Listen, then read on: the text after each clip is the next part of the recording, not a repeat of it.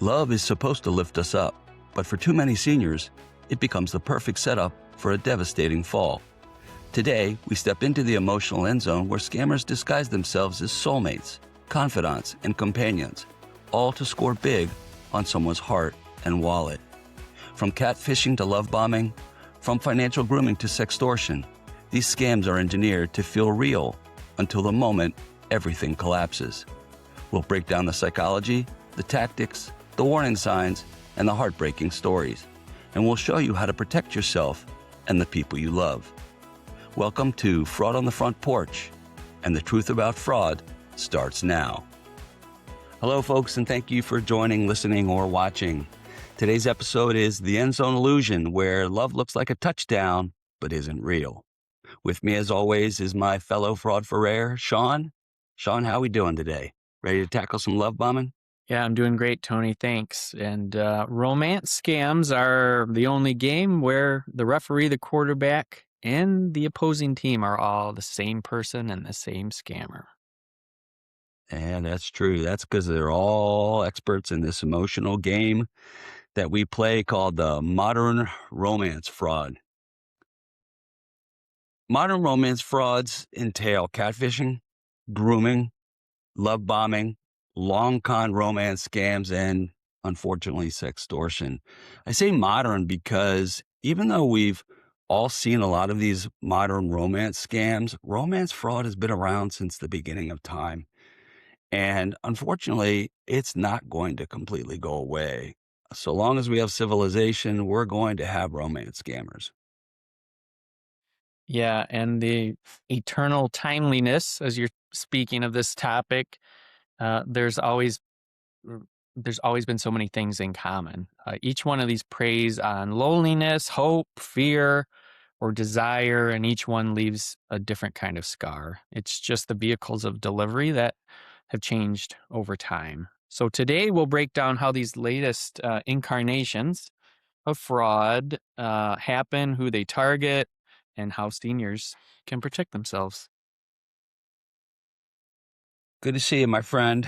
Thanks for joining. I appreciate everything you contribute to this. Let's go ahead and get the show rolling. Any alarming statistics you want to share with some of us? I'm sure today you've got some good jaw droppers. Yep. It's always crazy stats with these.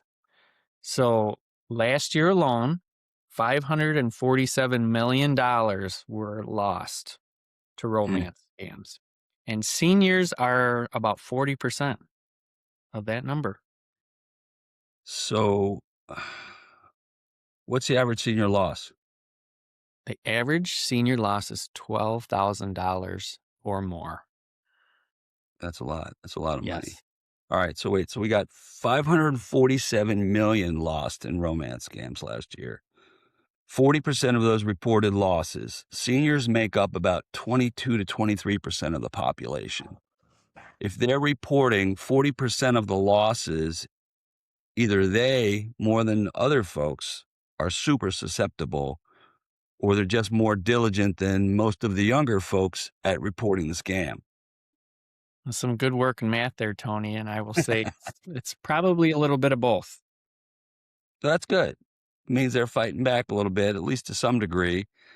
I'd say with today's episode, let's increase that degree. Yeah, absolutely. A few more stats. 1 out of 4 seniors have been approached by some form of grooming or these online fraud. Sextortion cases among adults 60 plus have risen 900% in the last 3 years. That's crazy. Deep fake romance profiles, which we'll talk about in a little bit, have increased 10 times in the last 18 months. 72% of seniors say they don't know how to verify online identities, and only 18% of victims are ever reporting these types of scams, Tony.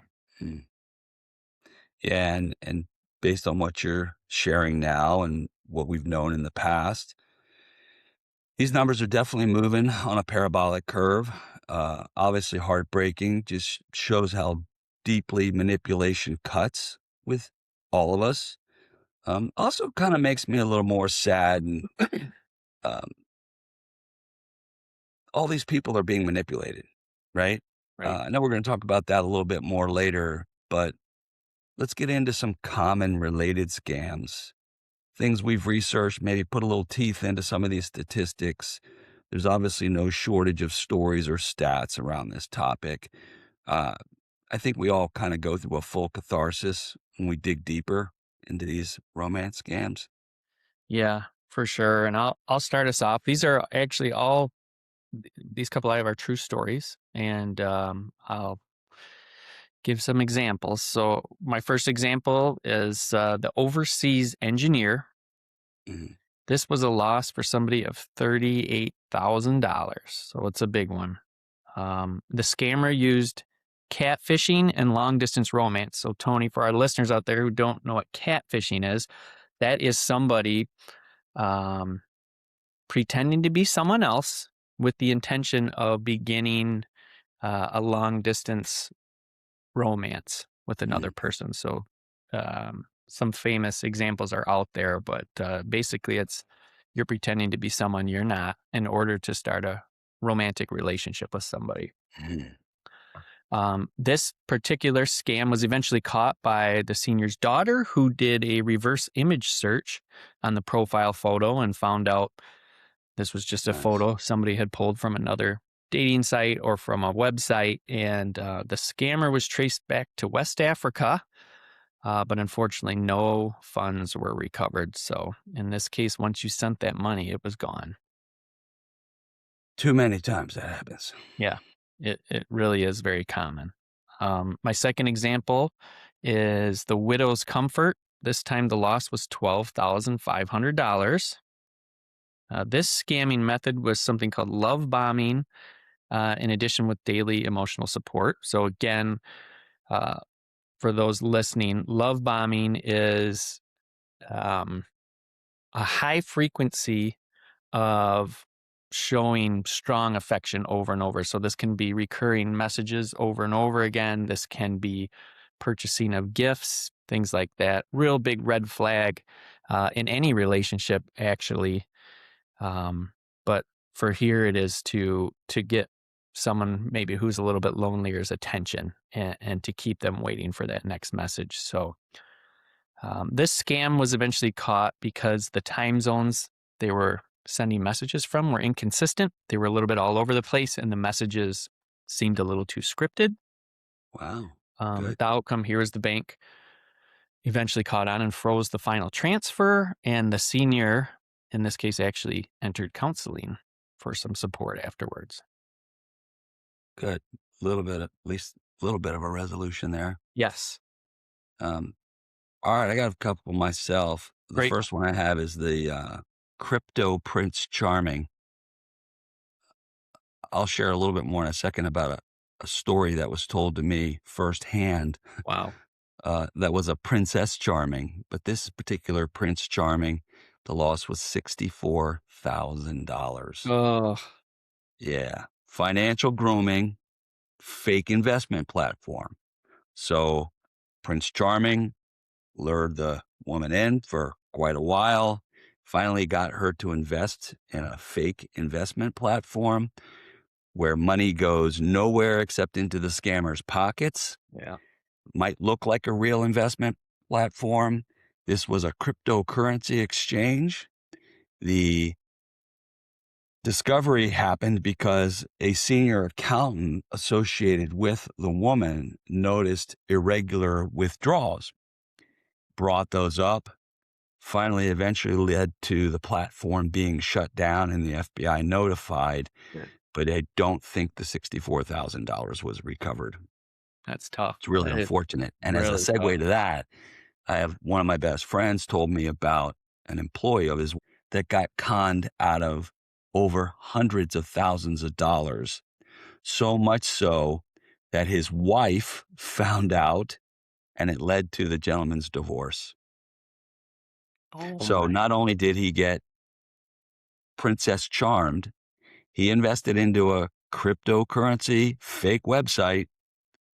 It was essentially all of his IRA The money disappeared the moment he said he had no more to invest. And we're talking about that as well. And it led to his divorce because his wife found out that all his money in his IRA was gone. Oh, my Lord. And he said he was multiplying his money, but it was all gone. These things can have super devastating impact, way beyond financial losses. That's life-changing right there. That is total life change. And then the last one I have is, unfortunately, it's a sextortion spiral. Now, talk about real life. In the last day, my neighbor shared with me an article about suicides that had taken place because of sextortion scams. Yeah. An elderly couple down to a teenager. Oh, my gosh. It's hitting at every age out there. An elderly couple, I read this article yesterday, an elderly couple murder-suicide because they were so broken up at this sextortion scam. Crazy. So in this particular case, the loss was only $3,800. A lot of money, but relative to some of these other things we've discussed, a pretty small amount. Obviously, fake romantic interest, coerced into creating and sharing explicit photos, immediate blackmail. Right. The senior, whom this had happened to, confided in their pastor, and the pastor convinced them to let the police intervene, and the scammer's domain got removed. Crazy. I mean, here we are. There's so many things people have going on in their lives. I don't think any of us want to get into too many details along any of these topics. Let's just say, you know what is happening all over the place, and it ain't good. Yeah. I always go back to that song I used to listen to back in the 70s, that Charlie Rich song that says, no one knows what goes on behind closed doors. And I think we probably need to keep it that way to some degree, although this topic is very sensitive and certainly needs to be aired out a little bit more. All right. I know some of these segments might get a little bit ugly, but we got to get into the mechanics regardless. So if we do that, I think that gives us the best opportunity for helping folks figure out just exactly what is going on and maybe how to shut it down right away. So why don't you help us out a little bit more, talk a little bit more about how these fraudsters operate, their tactics, the methodologies they use, and maybe even share some tools as well. Yeah, absolutely. Because this is one of those subjects, Tony, where it can be not just a financial loss like you're talking about. This has a far-reaching impact when you fall for some of these scams. So let's talk about what they use, what kind of tactics these fraudsters employ. First off, they create a new persona. They use persona engineering. So these scammers are building believable identities using stolen photos, AI-generated bios, deep fake videos we mentioned earlier.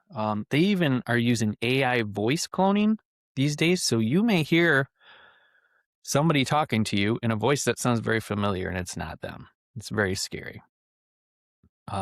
They then use these personas and try to go out and identify people who are lonely, grieving, getting a divorce, somebody in widowhood, or just overall isolation. That's their target. They may start the whole relationship quickly using love bombing, like we talked earlier, just overwhelming this person with affection and trying to create that dependency and that build that connection quickly. They may use cultural targeting, which is they know if you're a veteran, a widow, an immigrant, what religion you belong to, what church you belong to, and then also, Tony, what you mentioned earlier, the financial grooming part of it, which is they get to know you, you have some conversations. After that trust is built, then they ask for money, and it might be a very small ask for a very small favor, and in some cases may even pay that back, a very small ask. And then things just ramp up from there, Tony. Bigger emergencies, more urgency, much, much larger dollar figures. are associated with that. Hmm. And I know you're going to ask me, how do they come up with that dollar figure?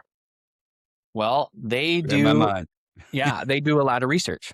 They might browse your social media posts and see if you've been on a cruise lately. They might see if you've got disposable income and maybe you can get targeted for a travel emergency. I'm stuck on an island. I'm stuck on a boat, send money. Um, they will absolutely read obituaries, which I think is terrible, and come after family that are mentioned in those, especially if they think they can target a widow um, with some type of comfort romance scam. Just because that grief is going to increase that vulnerability, and they use that as part of their targeting.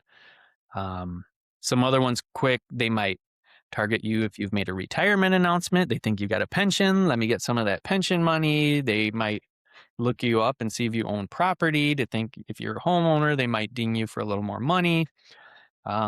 They will look on online dating profiles to see how you describe yourself and what interests you, and then they can use that as a conversational piece. They if they can figure out any of your spending habits, um, Wow. they might think you're more financially stable, and again increase those dollars.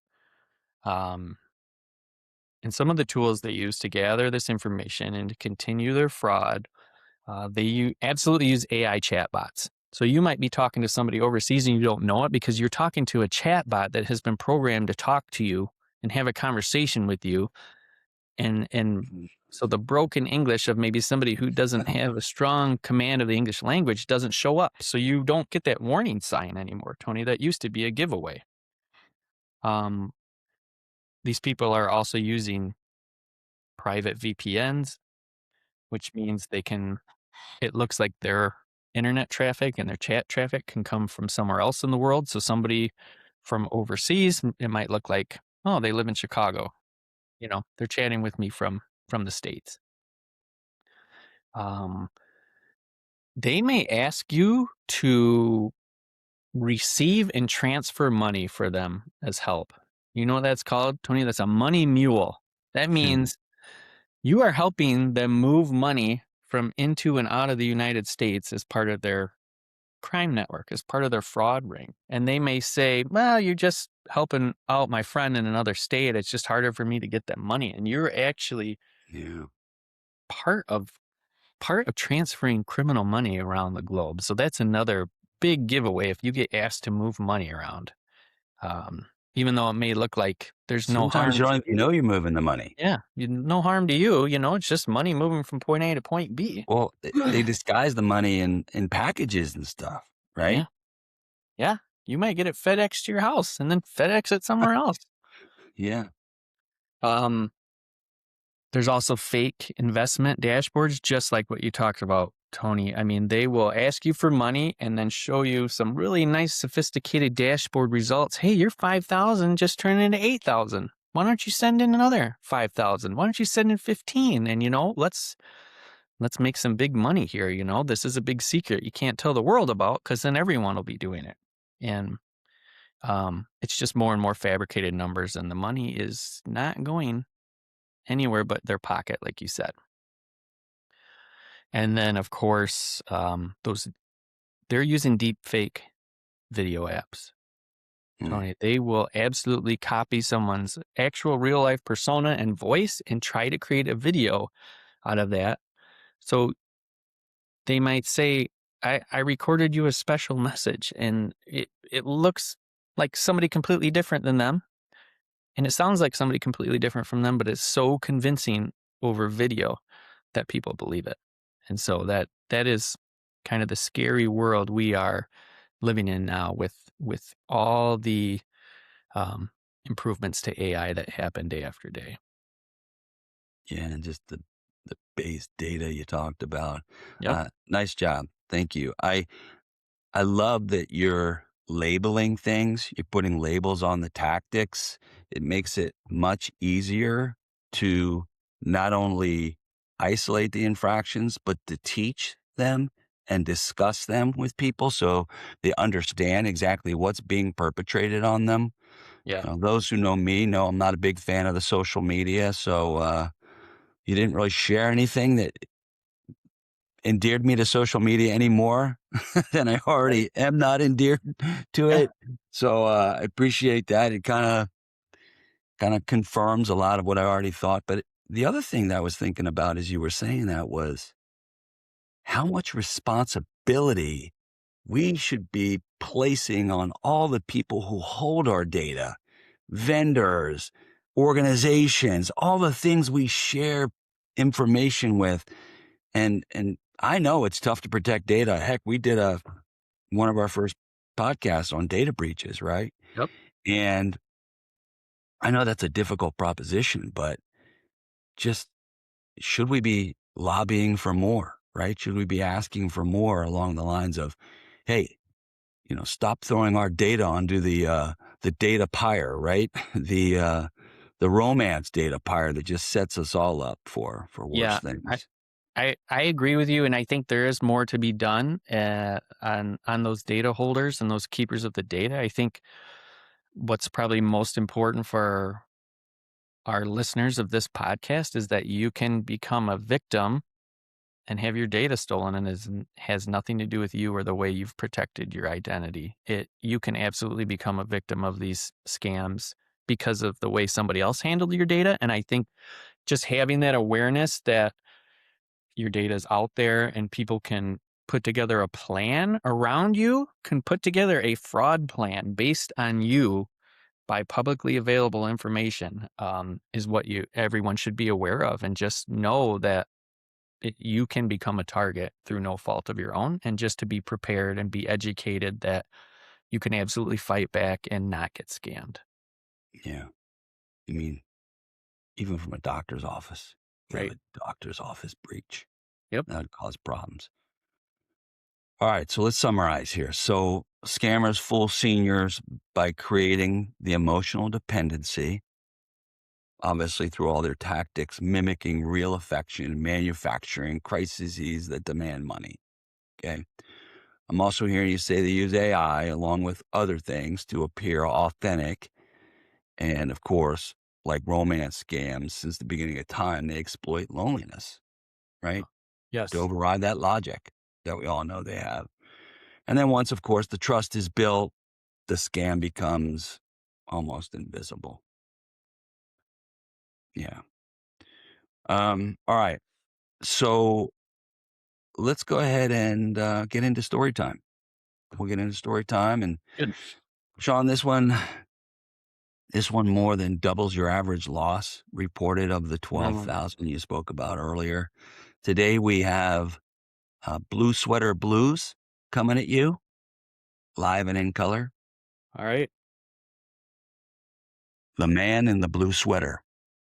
Let me take you into a story that shows just how easily love, or what looks like love, can be turned into a weapon. It starts with Helen, age 76, a retired school librarian, widowed for 9 years, still wearing her wedding ring, but finally feeling ready to talk to someone again. One evening, she joins a senior-friendly dating site. She isn't looking for fireworks, just companionship, someone to talk to over morning coffee, someone to share moments with. And that's when she meets him.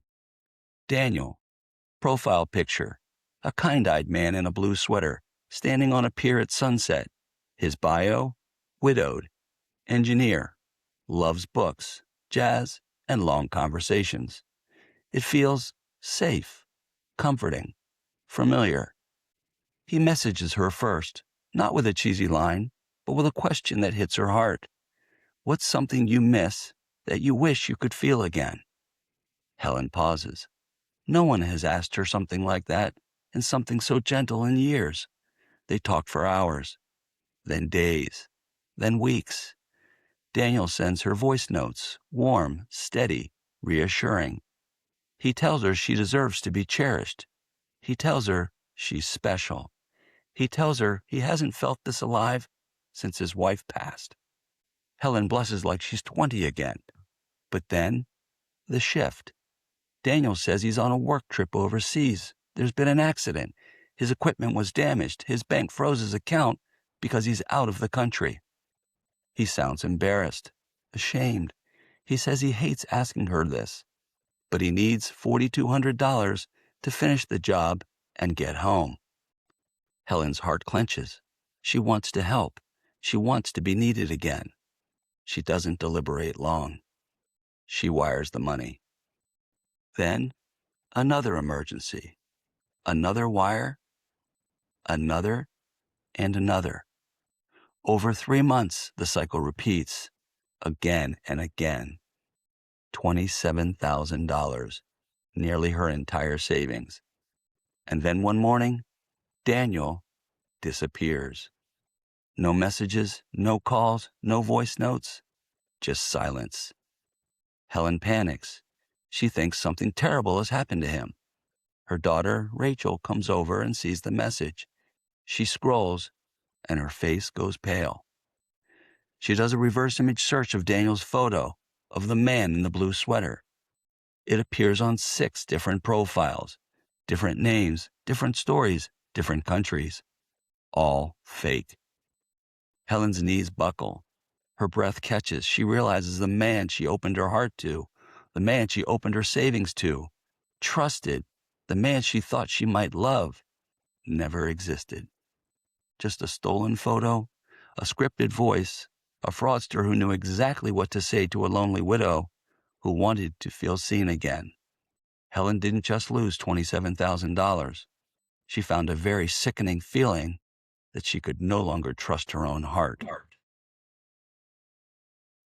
That is heartbreaking, Tony. That is a heartbreaking story. All Yeah, around. Sean, I find it very sickening every time I come across another story like Helen's. There was actually a Netflix documentary done, not on this particular story, but on one very similar to it. There's thousands of them. Yeah. These photos of this man and these men in the blue sweater. I mean, they really exist. The people themselves really exist. They're just real people, and they end up being victims as well. They have their likeness stolen, used in the fraud. They're just as shocked to learn how their image was misappropriated, and all because it exists out there on the internet somewhere. What else do you say? Time to fight back, right? All right, let's dig into this and how we can test this newfound love. How do we make these romances legit? Yeah, and I think one thing to highlight with Helen's story is there's almost an on-ramp of how these work. And I think you mentioned in the story, they talked for weeks before any kind of mention of money was brought up. So you Patience. really, unfortunately, there's some fraud ring and Helen's name is on a board in different stages. And, you're in stage 1, just getting to know someone. And then they move those pieces around like a checkerboard, and they know when to start ramping up and asking for money. And then unfortunately they know when you're out of money and they disappear. And then again, another horrible part of that story is she felt bad when Daniel stopped responding because she actually thought something horrible had happened to him. First thought was about him. Yeah. It's a great the way you laid that out. It's almost like police with 30 cases going on simultaneously, and the board they always show you in all the TV shows, like, Right. here we are with this case, here we are with this case. You're right. It's basically project management. It is. And it's a system, and it's unfortunately it's a sophisticated system, and it's easy to fall prey for them. So let's talk about how we can stop these scammers in their tracks and not fall prey to these scams. Here's how you can avoid it. We always talk about it. When anything comes along, take a moment, pause, and verify that any of this doesn't sound fishy. Always take that moment and just think about what's going on. But outside of that, ask for a live video call ask specific personal questions. I mean, we talked about the deep fake AI videos, and that's great, but you got to ask yourself sometimes, have I ever talked to this person face to face live? Like, can we get a live real-time video conversation so I know I'm actually talking to a human who I looks love like that. what I think? That should be Um, table stakes. yeah. Ask really personal questions about their history, their past. Yes, they're going to have a story built around this persona, but you can keep digging deeper and check for inconsistencies in their answers. Um, Never send money, never send gift cards. We talk about gift cards all the time. Um, some tools you can use if you feel even the least bit suspicious is there's reverse image searches online. You can use Google Images. You can use a resource called TinEye. There are all kinds of websites where you can look up if this is a script. Are you a part of some playbook? Does this feel like you're being walked through a process? Romancescams.org, socialcatfish.com, among many other sites dedicated to kind of unveiling these methods. Also a big thing, Tony, if you're on like a senior dating site, and you check when they actually created the profile. If you're talking to someone who created a profile last week, chances are that is not an actual person. It may be an actual person, but the odds are Yeah. significantly higher that this is a scam. Err on the side of caution. Yes. Look for those stolen photos using reverse image search. If they claim to have been in the military, you have ways of verifying that through lookups. You have ways to verify whether they were deployed or not. Heck, you can even look on LinkedIn. I mean, that's a tool maybe younger generations use in the job market, but you can look these people up and see if they actually did work where they say they did. And then something to help keep you safe in the beginning of all this is keep your profiles private. Limit the personal details you're putting online. That's really that's the treasure trove of data that these scammers go into is social media, publicly available information about you, any kind of financial info or home ownership we talked about earlier that may be out there is also a risk to you. And then again, if you are engaging in conversations with these people, stick to the platform that you're on. As Yeah. soon as someone says, hey, let's take the messaging off of this platform and use something Oh, like WhatsApp or some other type of messaging app, that's a huge red flag that says they are trying to get away from controls that are governing language, and they want to just kind of have a free-for-all of communication with you. So that's another one you really have to look out for, is if they want to continue conversations through messaging off of that platform. that's a great one. I love Yeah, that last one. Yeah. I, I'm just amazed at how many people do online dating. With our remote world today, it seems like that's the best way to meet people. And I'm shocked that somebody would engage with someone in some way without seeing them, without actually physically laying eyes on them or physically being in a space with them. yeah. And to be long distance with someone you've never met, that's kind of crazy. Yeah. That's all the loneliness factor part of it, Tony. I mean, I you know. want to feel seen, you want to feel accepted, you want to have a meaningful conversation with someone who you think is probably your own age or your own generation, and they prey on that, and I think that's makes this one of the more horrible of the frauds that we talk about on this show. It might be the most horrible. Yeah, I mean, obviously, you can lose more money with other frauds. sure. You can lose a lot here. You can Yep. lose more money with other frauds, but I don't know if there's one that just emotionally rips you apart. I mean, Yep. like I said earlier, people commit suicide over these kinds of things. It's terrible. Yeah, it sure is. All right.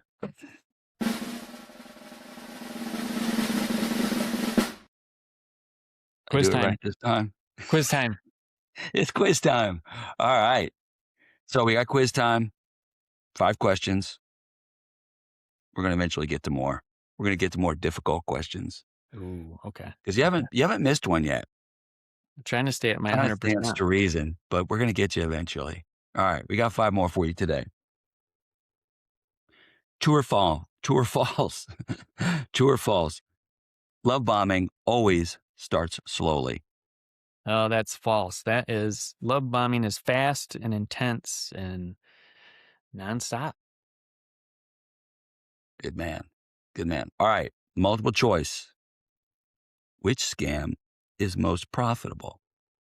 Sextortion, catfishing, long con romance scams. Ooh, that is a tough one. You're trying to trip me up here. I'm going to say long con romance scams because they last forever and they will keep dinging you until you run out of money. Yeah, it's funny. It reminds me of what we talked about the other day with the toll scams Yeah. and how they'll keep hitting fees until you like throw your hand up. Yep. These long con romance scams are the same way, like what I recounted earlier. Guy was giving his money, IRA money, and then all of a sudden he's like, hands up, I don't have any more money. Scammer goes. Scammers out. Yep. Scammer's out. Scammer taps out. All righty. Number 3, true, false. A request to move off of the dating platform is a red flag. Very true. Huge red flag. Huge. Yeah, good. I'm really glad we're sharing that because a lot of people think moving off the platform makes things more intimate. Maybe, but you can probably be pretty intimate on the dating platform as well if that's where you want to take things. Number 4, multiple choice. Which tool helps verify photos? TurboTax, TinEye, or Zillow? That is 10IB. Did you say? I didn't Did you hear hear you. me? No, I couldn't hear you. I'm sorry. I Go said ahead. that's 10I. Letter 10eye. B. Okay. Yeah. Maybe you need to get a little closer to your mic. I guess so. I got a funny story. Probably good to inject a little humor here. Babylon Bee. Anybody that knows the Babylon Bee, it's a spoof website. Just gives tons of fake news in a comedic style. It's hysterical. So I saw on Babylon Bee said Zillow, whom we know does a lot of real estate. Zillow now has a feature for California residents to indicate whether or not their home is on fire. That's some dark humor. Super dark humor. Dark I was like, humor. oh my gosh, are you kidding me? But it was Babylon Bee. Obviously, it wasn't Zillow. Yeah. And I saw that and I was like, oh, that's going to be, people are going to laugh and that's going to be poorly received. Yeah. All right. Number 5, seniors should only send their money after verifying identity. Oh, another trick question. That is false because seniors should never, ever send money, especially to an online romantic interest. Amen. Amen. Cannot hammer that last point home enough. I think there's so many ways to avoid sending the money, or if you really feel compelled, I'm going to break the rule like what you just talked about here a little bit. Send a little as a test, $50, $100, whatever it ends up being, and see what happens next, right? Like a bad stock or a bad bet. If you can invest what you can afford to lose, then you're in a good spot to determine, well, is there going to be a second ask for money? And if there is a second ask for money, tap out immediately because you know you're about to get scammed. Great point. So I would say that if you have that shot, go for it. I mean, if you really feel compelled to send money, hopefully, to your point, you never feel compelled to send money. But if you can and you have to, send a little bit, test the waters, right? Yep. Tap your toe in before you dive head first. All right. Let's get into a little bit more education, perhaps some prevention topics we might be able to talk about along these lines. I think one of the biggest things we need to stress is this emotional red flag with Yeah. seniors. Yeah. Um, these scams don't start with money. It's not like people come to you asking you for money. They start with feelings, really tough to deal with. Yeah. If someone online is making you feel rushed, flattered, guilty, scared, I mean, those are all red flags. They're not going to lead with logic. They're not going to try to talk to you into giving them money. They're going to lead with that emotional angle. Yeah, if the relationship feels like it's moving at warp speed, well, first of all, a lot of times that happened when we were much younger, right? And it was exciting and wonderful and all, but we're supposed to be a little bit more heady now, right? So Yeah. if someone you've never met is calling you my love on day two, that's not romance. That's manipulation. Yeah. That's puppy love. That's That's why I like these stories we share on here, Tony. I mean, if you can hear what happened to somebody like you, if you hear another senior that your age and your background and these can fall victim to some of these scams, I mean, it clicks. Yeah. And yeah, you talk about romance scams all day long, but the minute you say Helen lost 27,000, ding, ding, ding, ding, that's real money. Yeah. Man in the blue sweater took it. He never existed. All of a sudden, it's real. Yeah. And we say that all the time on here. I mean, the facts are the facts, but they fade. The stories are going to stick. And, we talk Yeah. about the danger. I mean, this danger is personal. It's not theoretical, especially in these cases. I like that we talk about the checklists, right? Yeah. Let's have a seniors love bombing checklist. If they've hit these 5 notes, you're tapping out. You're out of there. Yeah. Um, I like that idea, and a before you can trust somebody list. yeah. Have you video chatted with them? Have you reverse image searched their photo? Oh, Um, have they asked you for money? That's a big one. And we could go on and on, probably a whole nother podcast about some of this stuff, but they're gonna avoid meeting you in person. A lot of times this is, hey, let's set up a meeting next week, Tuesday, and then Tuesday morning comes, they go, oh, I'm in the hospital. Oh, I got in a car accident, or my aunt or uncle had something and I can't be there. I mean, these are all little signs that once they start adding up, you get more than one or two of them happening. It's almost a sure sign that the whole thing is fake. So that gives you a way to slow down, evaluate your whole situation, and not let emotion take over, kind of stop you from coming to these conclusions. And actually, your families can be a big part of this, not in a controlling way, but in a supportive way.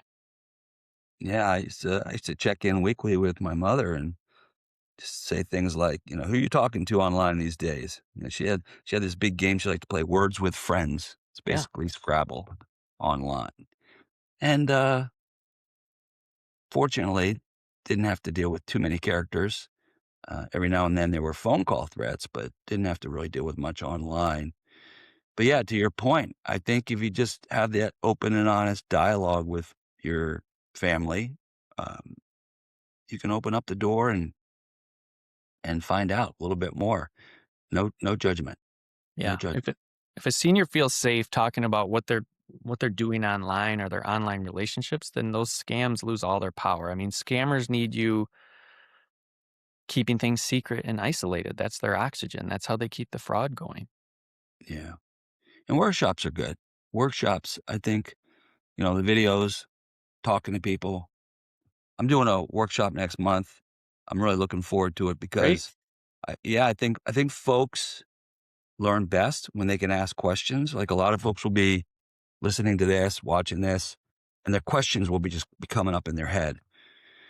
Hopefully they'll ask some questions and we can maybe respond to some of them online, but being in person with people where they feel a little bit more comfortable saying, "Hey, you said so and so. What Yeah. what kind of examples?" and maybe even talk through some scenarios and can weigh in on that.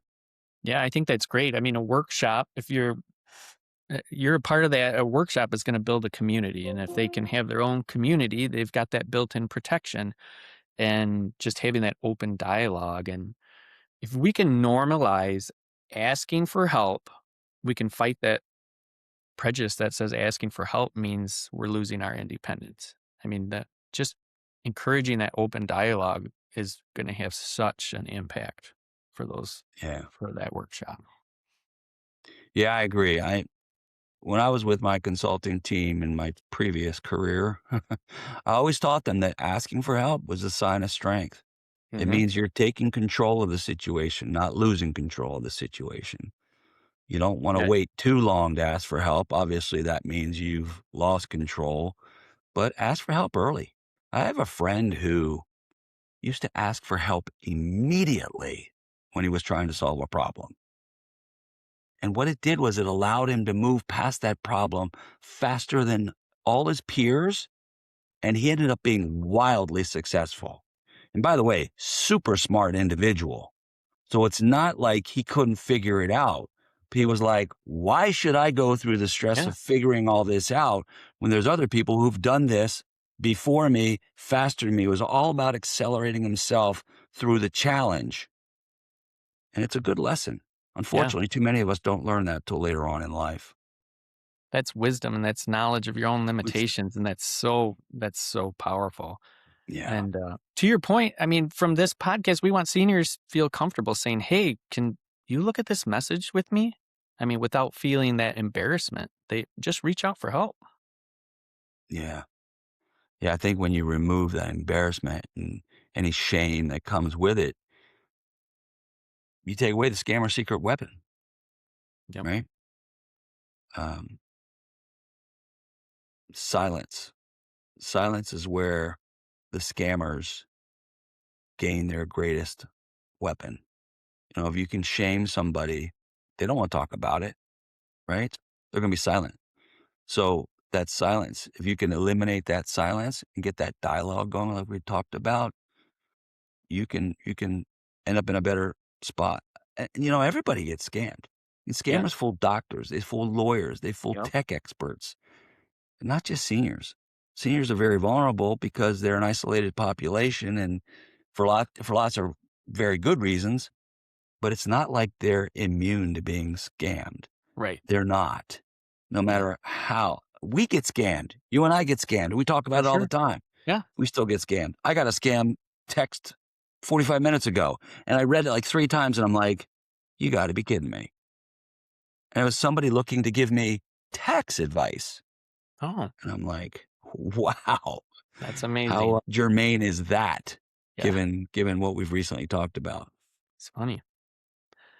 Yeah, Um, One point you made there too about keeping people isolated. I mean, that shame of getting scammed keeps you isolated. And so the flip side of that is compassion brings you back into safety.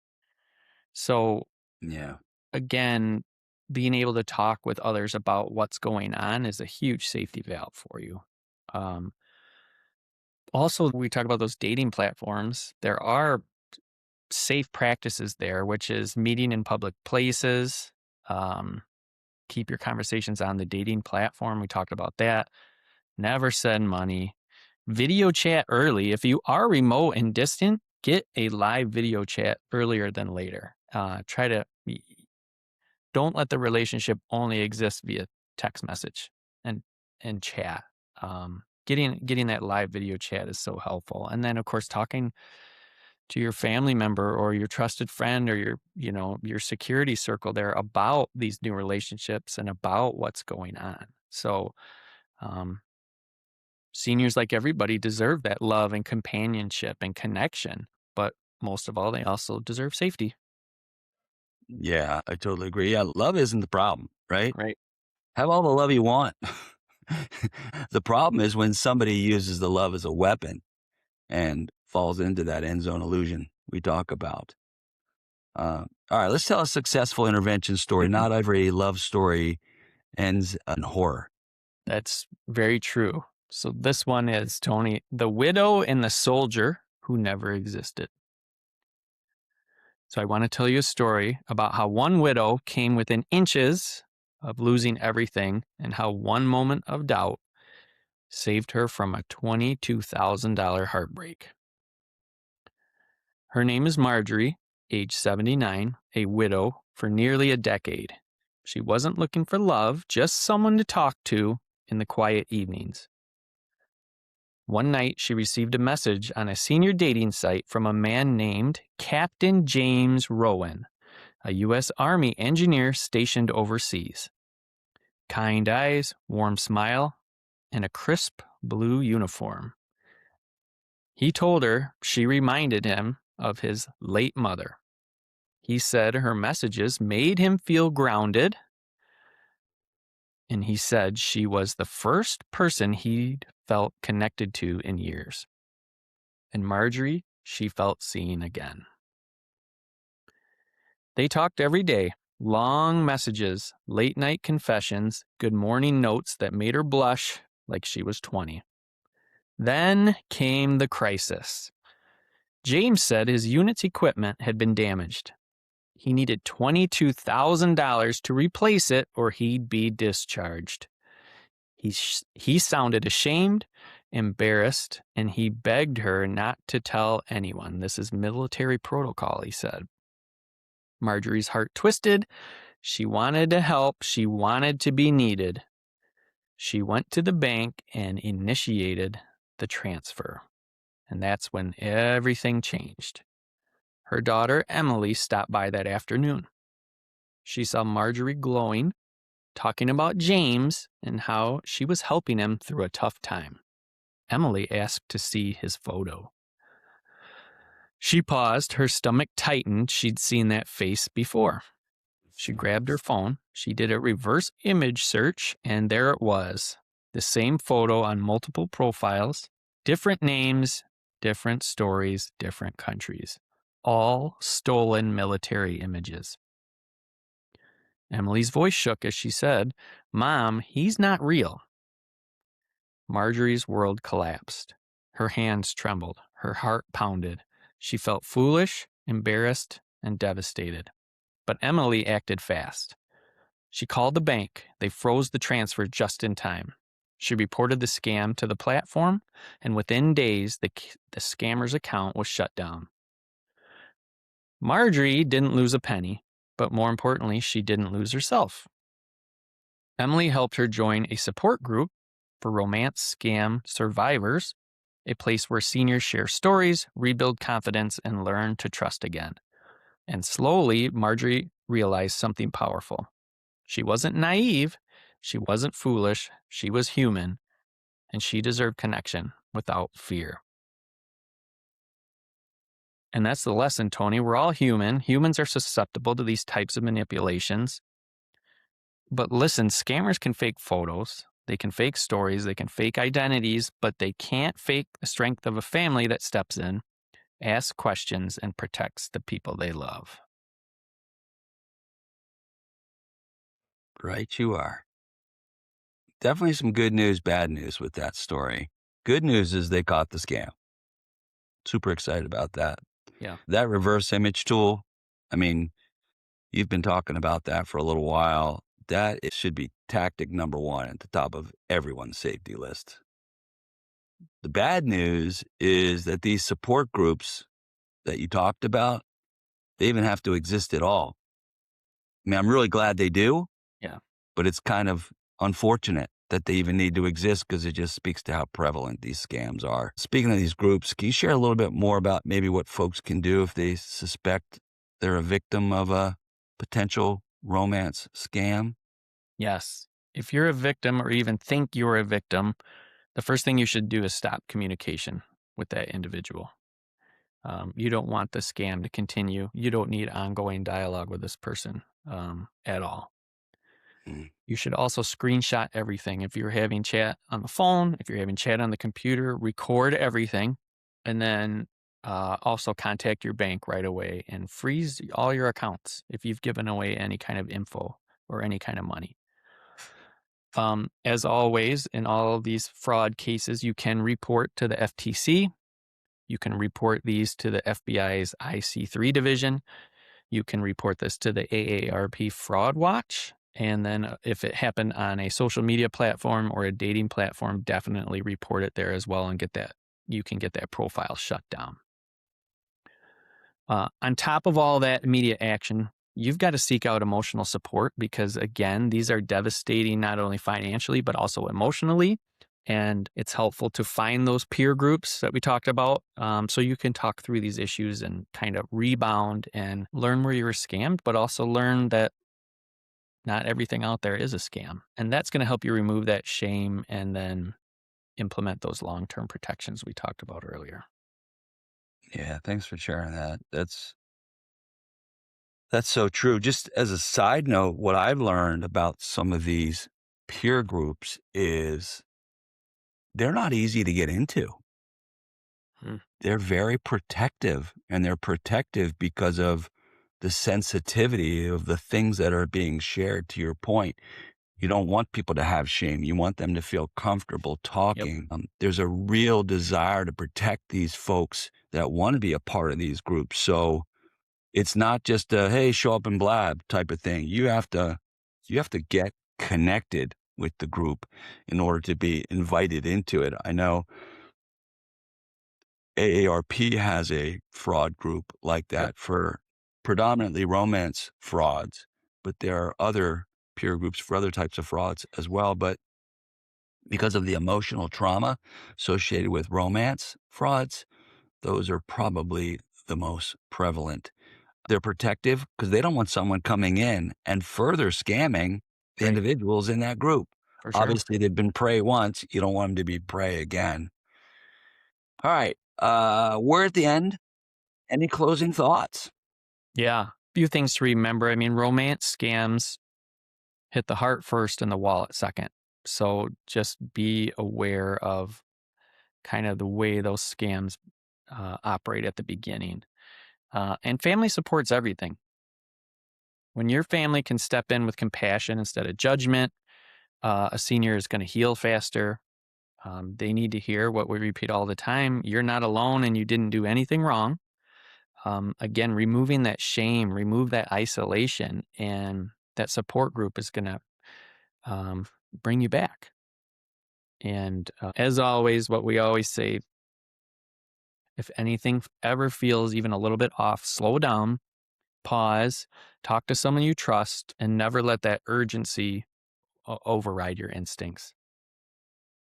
Definitely. That's definitely at the heart of it. Thanks, Sean.